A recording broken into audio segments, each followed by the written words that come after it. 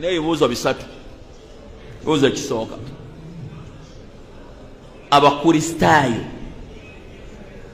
abakatuliki, abaprotestanti, abaseveniside, abalokole mbalaba bafuukanga balalu. Buli wamu bateekawo enjiri. Bagamba ki? Bagamba nti abantu tebasobola kutuuka eri Katonda bulungi ojjako nga bakkiriza Yesu nti ye Katonda,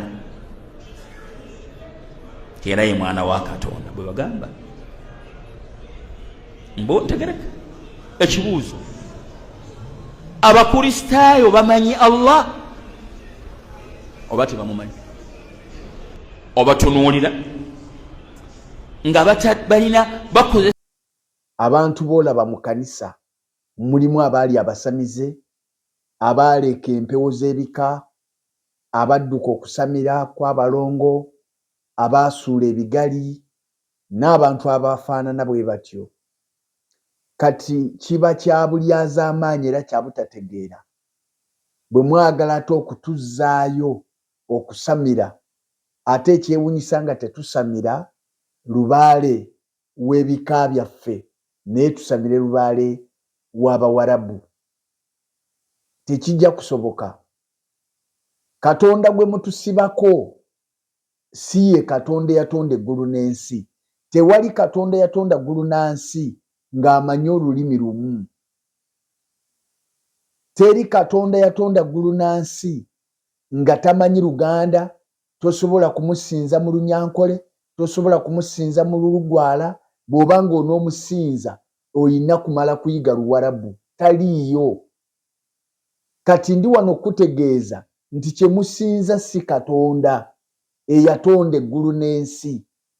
Musinza kye mutamanyi.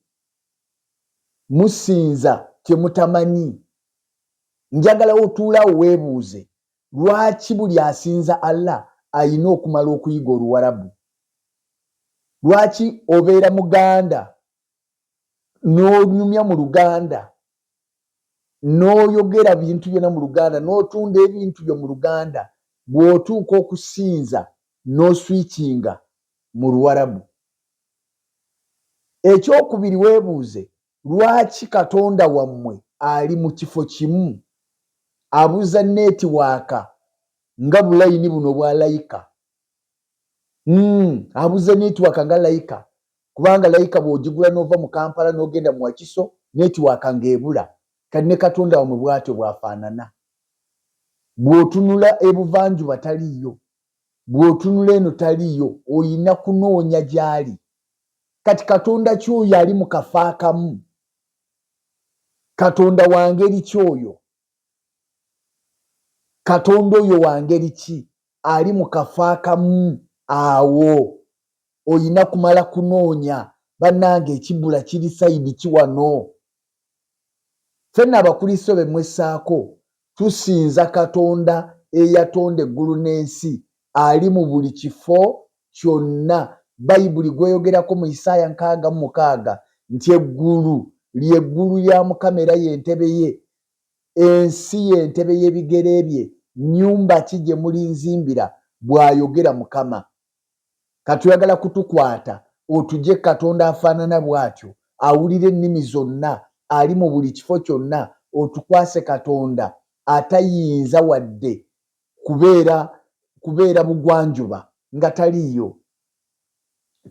Tulina kumala kumunoonya gy'abeera. Ekyokusatu, ffe Abakristo be mwessaako tulina Katonda ayina amaanyi okusonyiwa ebibi. Tulina Katonda ayina ekisa ekijjudde, asobola okusonyiwa abantu bonna ebibi. Era naawe sheeka leero bw'omala n'okkiriza Katonda ono gwe tusinza, Kitaawe wa Mukama waffe Yesu, naawe ebibi byo bisobola okusonyiyibwa. Naye ovanga ku Katonda eyagaana okusonyiwa nabbi we, ovanga ku Katonda eyagaana okusonyiwa nabbi we.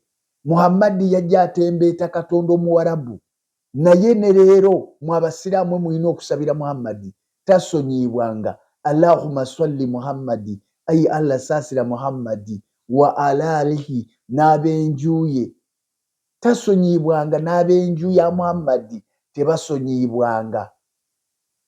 Kati bw'abanga tiyasonyiwa nabbi muwarabu munne nga Katonda mwe tiyasonyiwa muwarabu munne Muhammadi, gw'omuganda Sekizibu, gw'omuganda Kasibante, gw'omunyankole bya Ruhanga, gwampuliriza gwe Opiyo, anaakusonyiwa atya bw'aba tiyasobola kusonyiwa Muhammadi nga ne leero tamusonyiwanga? Gwanaakusonyiwa atya? Gwanaakusonyiwa atya? N'olwekyo njagala mukwate Katonda wammwe muwarabu, mumusinze mu bawarabu. Oyo si Katonda wansi yonna. Tewali Katonda wansi yonna asinzibwa mu lulimi lumu. Katonda asinzibwa mu nnimi zonna kubanga zonna ye yazikola. N'olwekyo njagala kubategeeza nti ffenno kye tukola ekyokubuulira enjiri kyatuweebwa Makko 16:15 mpaka 17 ne Matayo essula eya 28:18 okukka wansi. Kyatuweebwa okubuulira enjiri kitundutundu ku ffe, kitundutundu ku buvunaanyizibwa bwaffe. Naye nange mbuuza ekibuuzo mu Abasiraamu, ani yabalagira okukola ddaawa? Mwabisoma wa? Mwasoma nti mugende mukole ddaawa? Tulaba kati bambi musajja wattu asomesa ebintu nga naye kennyini tabiyinaako kumanya. Asomesa ebintu naye kennyini nga tamanyi lwaki abisomesa. Kubanga bo baba basomesa okulumba Obukristaayo balowooza nti kyekisobola obunafuya. Ffe twazimbibwa ku lwazi nga ye Yesu Kristo ly'ejjinja ery'oku nsonda abazimbi lye baagaana eryafuuka ery'omuwendo omungi.